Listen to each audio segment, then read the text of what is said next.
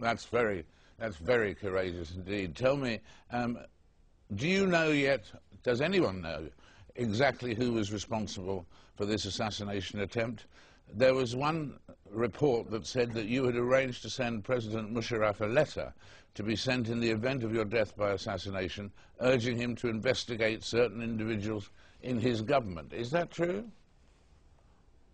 Yes, it is true that I wrote to General Musharraf. I received information from General Musharraf that a friendly country had passed on to them the information that I could be attacked by a gang from the Afghan warlord Baitullah Masood, or by Hamza bin Laden, the son of Osama bin Laden, or by the Pakistani Taliban in Islamabad, or by a group in Karachi. So I sent back a letter saying that while these groups may be used, I thought it was more important to go after the people who supported them, who organized them, who could possibly be the financiers or the organizers of the finance for those groups. And I named 3 individuals who I thought were their sympathizers. Now I understand that I could be wrong and my suspicions could be misplaced, but these are the people that I suspect want to stop the restoration of democracy.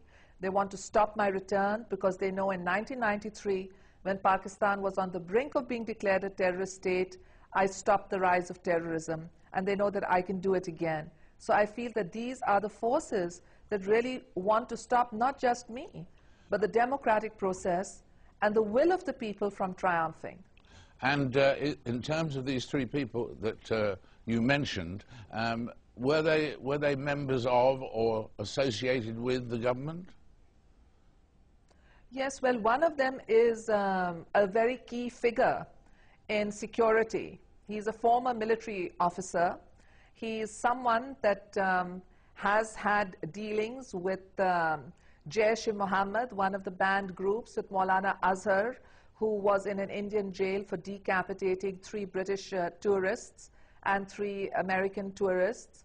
And he also had dealings with Omar Sheikh, the man who murdered Osama bin Laden. Now, I know that having dealings with people does not necessarily mean direct evidence, but I also know that internal security has totally collapsed in Pakistan, and that internal security cannot collapse without there being some blind eye, if not collusion, being turned to the rise of the militants and militancy.